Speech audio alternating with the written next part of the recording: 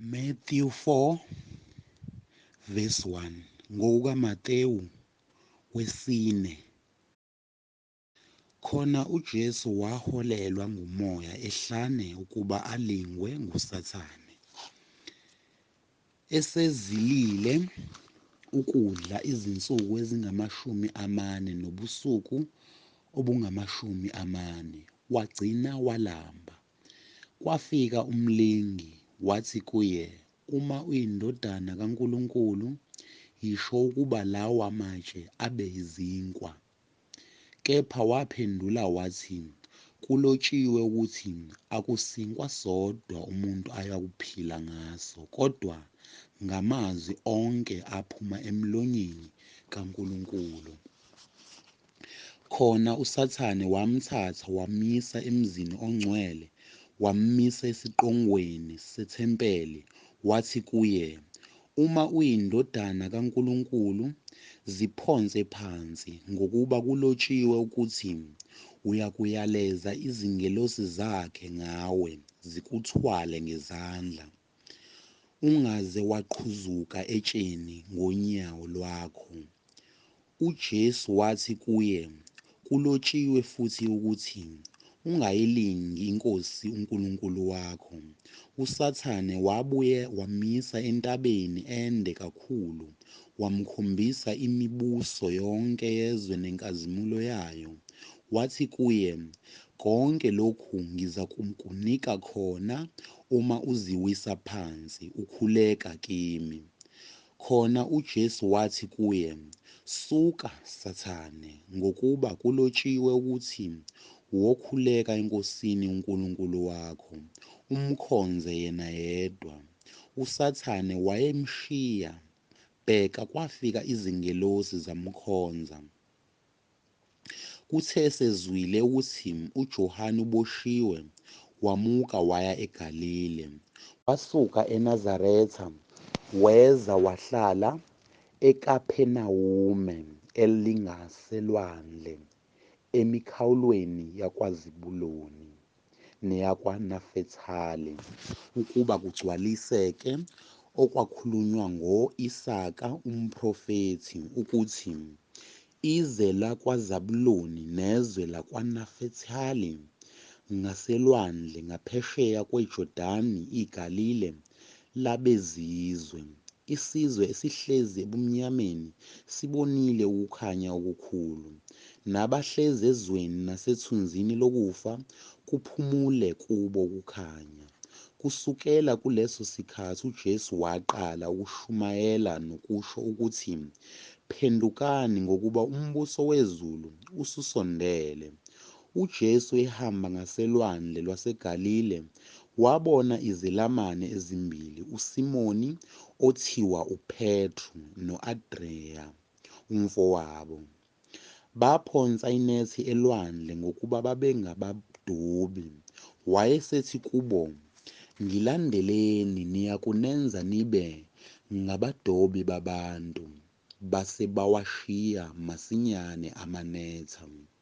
Bamlandela. Esadlulela phambili wabona ezinye izelamani ezimbili, uJakobe zakaBhedewu noJohane umfowabo, besemkhunjini kanye noZebhediya uyise, belungisa amanethi abo. Wababiza, base bashiya masinyane umkhumbi noyise, bamlandela. UJesu walihamba lonke elaseGalile, efundisa emasinagogeni abo, eshumayela ivangeli lombuso, ephulukisa abantu ezifweni zonke nasebuthakathekeni bonke.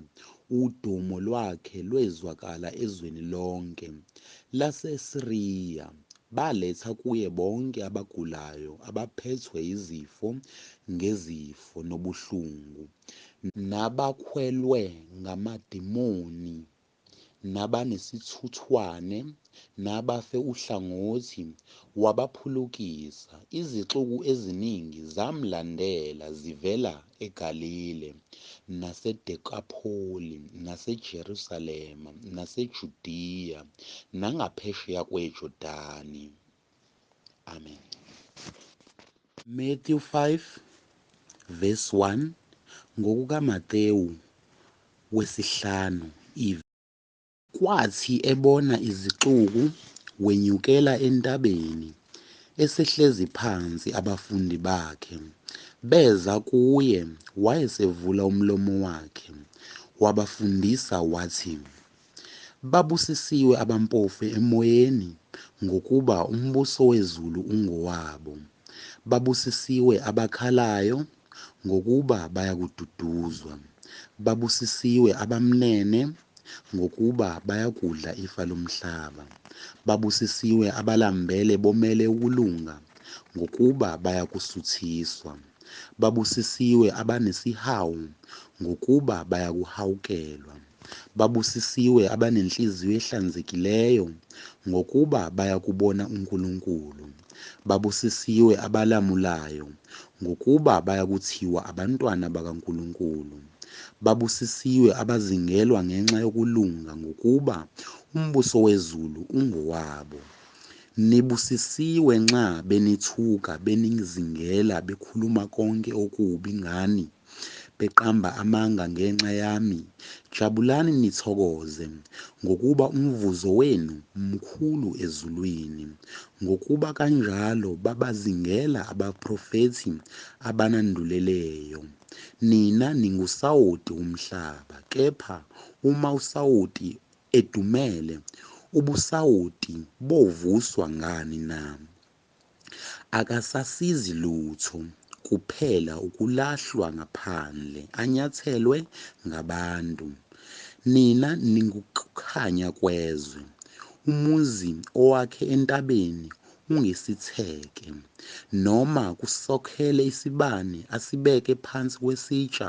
kodwa usifaka othini khona siyabakhanyisela bonke abasendlini kanjalo makukhanye ukukhanya kwenu phambi kwabantu ukuba babone imisebenzi yenu emihle badumise uYihlo osezulwini ningathi ngize ukuchitha umthetho nabaprofethi angizanga ukuchitha ngize ukugcwalisa ngokuba ngiqinisile ngithi kini kuze kudlule izulu nomhlaba akusoze kwadlula gamana linye nasicashana sinye somthetho kuze kufezeke konke ngakho-ke oweqa owedwa kule miyalo emincinyane afundise abantu kanjalo uyakuthiwa omncinyane ebusweni wezulu kepha oyigcinayo ayifundise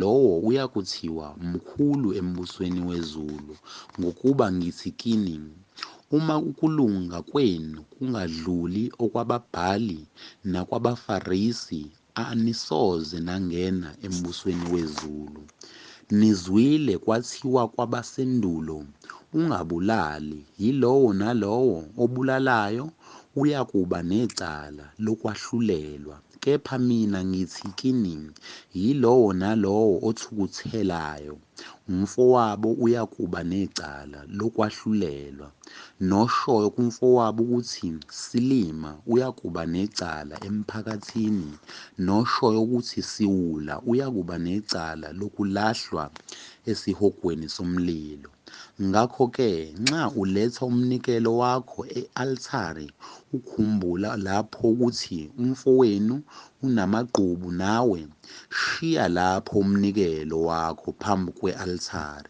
uhambe kuqala abuyisane nomfowenu andukuba uze unikele umnikelo wakho shesha uzwane nolwa nawe nisesendleleni funa olwa nawe akunikele komahluleli umahluleli akunikele esikhonzini uphonswe etilongweni ngiqinisile ngithi kuwe kawusoze waphuma khona uze ukhiphe ifadingi lokugcina nizwile kwathiwa ungaphingi kepha mina ngithi kini yilowo nalowo obuka owesifazane amkhanuke usephingile naye enhliziyweni yakhe uma iso lakhe lokunene likhubekisa likhiphe ulilahle ngokuba kungcono kuwe kuba kubhubhe sibe sinye ezithweni zakho kunokuba wonke umzimba wakho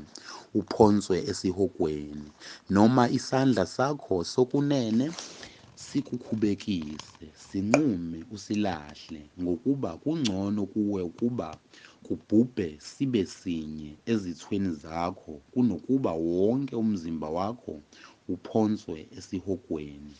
Kwathiwa yilowo nalowo olahla umkakhe kamnike incwadi yesahlukaniso, kepha mina ngithi kini yilowo nalowo olahla umkakhe kungengenxa yokuphinga umenza aphinge, noganwa ngolahliweyo uyaphinga.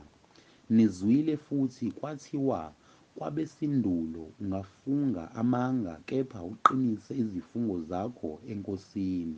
Kepha mina ngithi kini, ningafungi nakanye noma izulu, ngokuba liyisihlalo sobukhosi sikaNkulunkulu, noma umhlaba, ngokuba uyisenabelo sezinyawo zakhe, noma iJerusalema, ngokuba lingumuzi wenkosi enkulu. Ungafungi nekhanda lakho, ngokuba awunakuphendula nalunye unwele lube mhlophe nokuba lube mnyama, kepha izwi lenu malibe ngokuthi yebo, yebo, qhabo, qhabo. Okudlula lokho kuvela kokubi. Nizwile kwathiwa iso ngeso, izinyo ngezinyo, kepha mina ngithi kini, ningamelani nokubi. Kodwa uma umuntu ekumukula esihlathini sokunene, mphendule nesinye, nofuna ukumangalela akwamuke ingubo, mnike nejazi, nosuke ekucindezela ukuba uhambe imayela libe linye, hamba naye abe mabili. Muphe ocela kuwe, ungamfulatheli ofuna ukutsheleka kuwe. Nizwile kwathiwa wothanda umakhelwane wakho, uzonde isitha sakho. Kepha mina ngithi kini, thandani izitha zenu, nibabusise abaniqalekisayo, nibaphathe kahle abanizondayo, nibakhulekele abanizingelayo, ukuba nibe ngabantwana bakayihlo osezulwini, ngokuba yena uphumisa ilanga lakhe phezu kwababi nabahle, anise imvula phezu kwabalungileyo nabangalungile, ngokuba uma nithanda abanithandayo, nina mvuzo muni na? Abenze njalo nabathelisi na? Futhi uma nibingelela abafowenu bodwa nenza lukhuni luni na? Abenze njalo nabezizwe na? Ngakho-ke manibe ngabapheleleyo njengokuba uYihlo wasezulwini ephelele. Matthew 6 verse 1. NgokukaMatewu 6. Kepha qaphelani ningenzi ukulunga kwenu phambi kwabantu ukuba nibonwe yibo. Funa ningabi nawo umvuzo kuYihlo osezulwini. Ngakho-ke nxa wabela isipho, ungakhalisi icilongo phambi kwakho, njengalokhu kwenza abazenzisi emasinagogeni nasemigwaqweni ukuba badunyiswe ngabantu. Ngiqinisile ngithi kini, sebewamukele umvuzo wabo. Kepha wena, nxa wabela isipho, isandla sakho sokhohlo masingakwazi esikwenzayo sokunene, ukuze isipho sakho sibe sekusithekeni. NoYihlo obona ekusithekeni uza kukuvuza.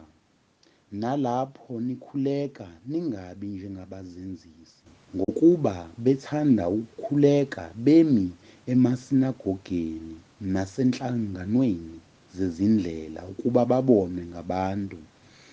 Ngiqinisile ngithi kini, sebewamukele umvuzo wabo. Kepha wena nxa ukhuleka, ngena ekamelweni lakho uthi usuvale umnyango wakho ukhuleke kuyihlo osekusithekeni.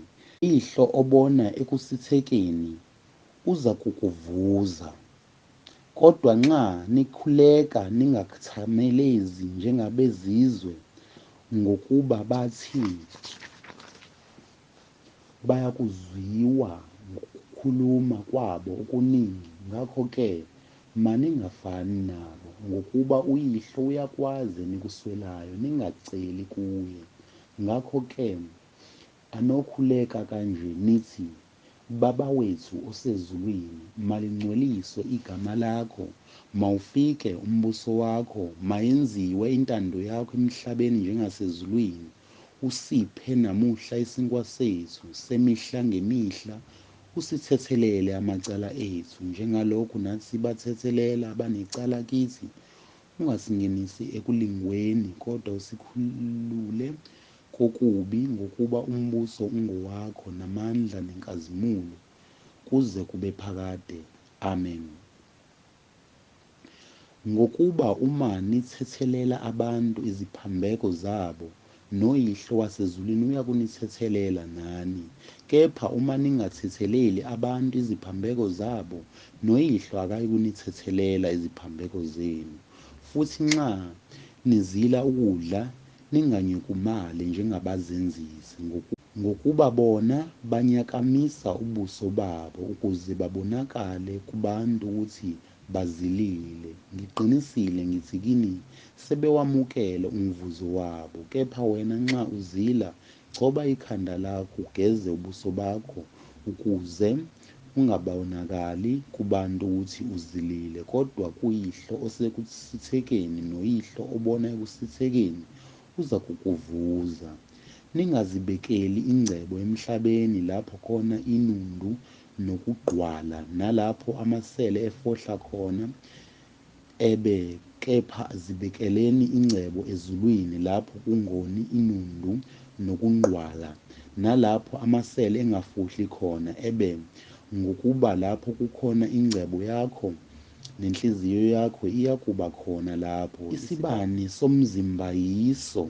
Ngakho-ke uma iso lakho lilihle, uza kukhanya umzimba wakho wonke, kepha uma iso lakho lilibi, uza kuba mnyama umzimba wakho wonke. Ngakho uma ukukhanya okukuwe kungubumnyama, ubumnyama bukhulu kangakanani!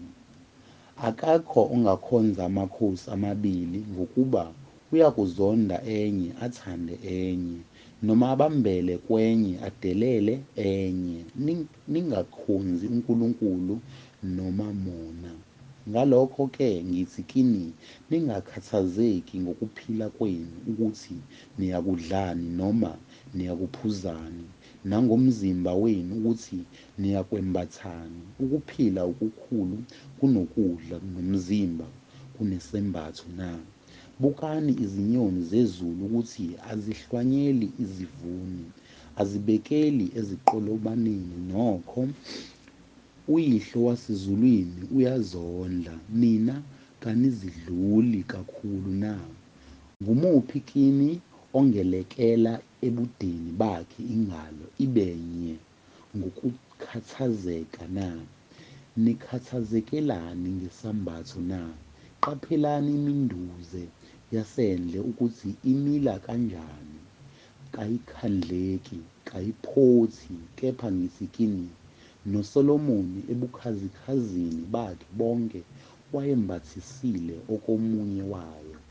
Uma uNkulunkulu embathisa kanjalo utshani basendle obukhona namuhla, ngomuso buphonswe eziko, akayikunembathisa kakhulu nina enikukholwa okuncane na?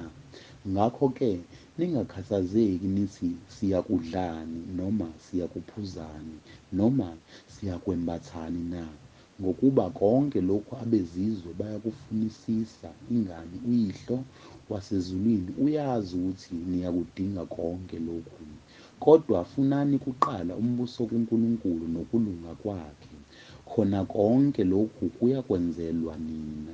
Ningakhathazeki ngengomuso, ngokuba ingomuso iyakukhathalela okwayo. Inkathazo yosuku yande lona.